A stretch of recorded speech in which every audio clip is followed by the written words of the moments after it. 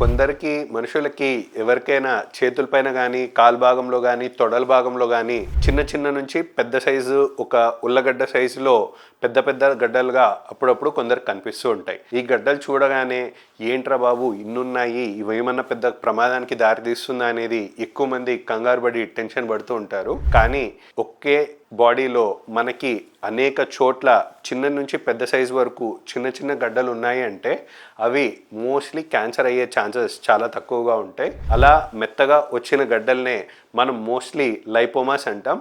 అవి కేవలం కొవ్వు గడ్డలే అంటాం. ఇది ఎట్లా ప్రూఫ్ అంటే మనకి ఎప్పుడైనా సరే క్యాన్సర్ గడ్డలు అయితే ఒక్క చోట ఎక్కువగా పెరుగుతుంది, కానీ అనేక చోట్ల అనేక రకాలైన సైజులో మనకు గడ్డలు పెరుగుతున్నాయి అంటే అవి మోస్ట్లీ నాన్ క్యాన్సరస్ అనే అర్థం.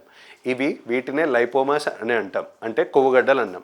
సో దీంట్లో ఏమవుతుంది అంటే బాడీలో అందరికీ కూడా ఫ్యాట్ ఉంటుంది స్కిన్ కింద, బట్ ఆ ఫ్యాట్ అనేది లేయర్స్ లాగా పరుచుకొని ఉంటుంది. ఈ లైపోమా అనే జబ్బులో ఏమవుతుంది అంటే లేయర్స్ లాగా పరుచుకోవాల్సిన ఫ్యాట్ కాస్త లోకల్గా ఒక చిన్న గ్రూప్ లాగా ఫామ్ అయిపోయి గడ్డలాగా ఫామ్ అవుతూ ఉంటాయి.